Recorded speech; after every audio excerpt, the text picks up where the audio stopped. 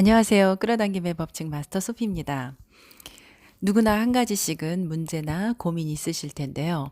어떤 분들은 기대한 만큼 성과가 나지 않아서, 아니면은 남편과의 관계가 나빠서, 또는 아내와 관계가 회복되기를 바라거나, 또 자기 자신에 대한 사랑이 안 돼서, 원하는 이상적인 파트너를 아직까지 만나지 못해서, 이런저런 문제들로 고민하는 분들 많으실 텐데요.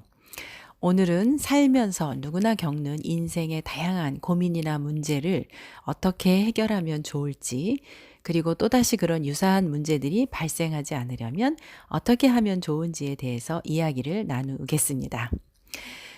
오늘 말씀드리는 이 우주의 법칙은 양자역학에서도 이미 증명을 해 주었던 것처럼 이 세상에는 반드시 플러스와 마이너스가 동시에 존재하고 있다는 사실입니다. 그리고 이 사실만 제대로 이해를 하면 지금 내가 겪고 있는 이 문제가 있다는 것은 동시에 해답도 있다는 뜻이 되죠. 문제가 발생하는 동시에 해답도 준비가 되어 있습니다. 이 답이 있기 때문에 문제가 존재할 수 있게 되는 거죠. 답이 없으면 문제를 낼 수도 없습니다. 다만 그 답을 찾는데 시간이 걸릴 뿐이지 반드시 문제가 있으면 답도 존재합니다. 그런데 대체로 그 답은 내가 보기 싫은 곳에, 내가 인정하기 싫은 곳에, 내가 지금 못 보고 있는 곳에 있기 마련이라서 시간이 좀 걸릴 뿐이죠. 끌어당김의 법칙에서도 같은 이치를 말하고 있습니다. 내가 문제를 문제로 보고 그래서 기분이 다운되면 그 기분과 유사한 일들이 끌려오죠. 그래서 문제나 고민을 어떻게 해석하느냐에 따라서 나의 감각이나 감정이 달라지기 때문에 지금 어떤 문제들로 고민을 하고 계시다면 오늘 말씀드리는 이 방법대로 훈련을 해보시기 바랍니다. 그러다 보면 어느덧 문제도 해결되고 더 이상 그런 유사한 문제들도 내 인생에서 사라지게 되죠. 가장 먼저는 지금 내가 안고 있는 그 문제나 고민, 그래서 고민하고 있는 이런 게 사실은 문제가 있는 게 행복이다라는 사실을 알아버리는 거예요.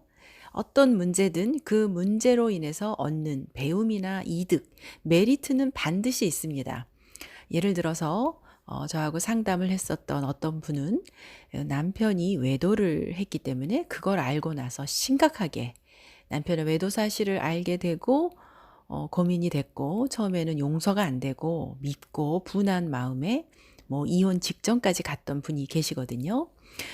그런데 결과적으로 남편의 외도를 통해서 경제적으로 자립을 해야 되겠다라는 생각을 하게 됐고 또 그 생각 덕분에 평생 갈 수 있는 직업을 찾게 됐고 경제적으로도 남편에게 의존하지 않게 됐고 또 그 일 덕분에 마음 공부를 시작하게 돼서 의식 레벨도 올라갔고 그래서 직장에서의 인간관계를 원활하게 할 수 있는 내공이 만들어진 거 그리고 내면에서는 자기 자신을 사랑하고 있지 않았다라는 그 스스로의 마음 깊숙한 곳의 심리도 알게 됐다는 거죠.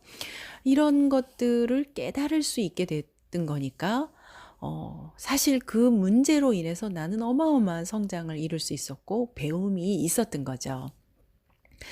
이렇게 어떤 하나의 문제 이면에는 다양하게 메리트가 숨어 있습니다. 사람마다 느끼는 메리트는 다르겠지만 반드시 이 문제 뒤에는 나의 성장을 돕는 배움이나 이득이나 메리트 같은 것들이 반드시 있다는 거죠.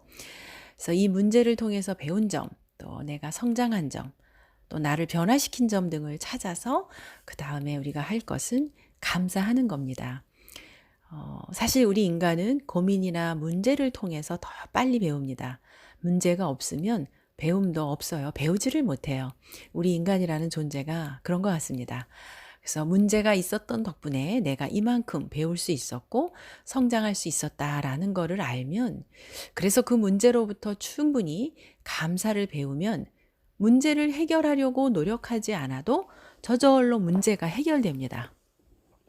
오히려 이럴 때는 문제를 해결하기 위한 방법에 집중하기보다는 이 문제로부터 내가 어떤 것을 배울 수 있을까라는 것에 집중하는 편이 좋습니다. 고민에 집중해서 감정을 떨어뜨리지 마시죠. 오히려 다소 고민을 하는 것이 문제가 있는 게 행복한 겁니다. 이럴 때 또 내가 잘못해서 이런 일이 벌어졌다라거나 내 실수야라는 식으로 자책도 하지 말고 내 고민의 감정을 싫지 말고 가능하면 기분 좋은 상태를 유지하기 위한 노력을 하면서 셀프 이미지를 채워나가는 훈련을 하시기 바랍니다. 그러기 위해서는 뭐뭐 하지 않으면 안 돼. 뭐뭐 해야 돼. 그래야만 옳은 거야. 이런 생각들을 내려놓으시기 바랍니다. 이런 것들이 있죠, 누구나. 가령, 뭐 이런 상태로는 사랑받지 못할 거야. 조금 더 살을 빼야만 인기가 있을 거야. 뭐 더 예뻐져야만 사랑을 받을 수 있어. 이런 생각들, 이것도 뭐뭐 해야 돼, 하지 않으면 안 돼라는 생각들 중에 하나죠. 그런데 과연 그럴까요? 사실 이렇게 생각을 하게 되는 이유는 나의 본심이 아니라 부모나 학교, 사회적으로 고정관념에 의해서 심어진 생각들이거든요. 이 고정관념이 나쁘다거나 잘못되었다거나 하는 뜻은 아닙니다. 고정관념이라는 거는 그 시대에는 맞았는데, 통했는데 지금 시대에는 맞지 않는다거나 또 그 사람에게는 맞지만 나에게는 맞지 않는 것들이 아주 많죠. 특히 종교나 윤리, 도덕, 상식 이런 것들에서 보게 되면 하면 안 되고 반대로 또 해야 되는 것들이 너무나 많습니다. 그래서 그렇게 하고 있지 못하는 나, 또 그렇게 안 되는 나를 자책하거나 또 그렇게 못하고 있는 남에게도 강요를 하게 되죠. 그러면서 파동을 유지하기는 쉽지 않습니다. 생각이 바뀌어서 현실이 바뀌는 일은 많습니다.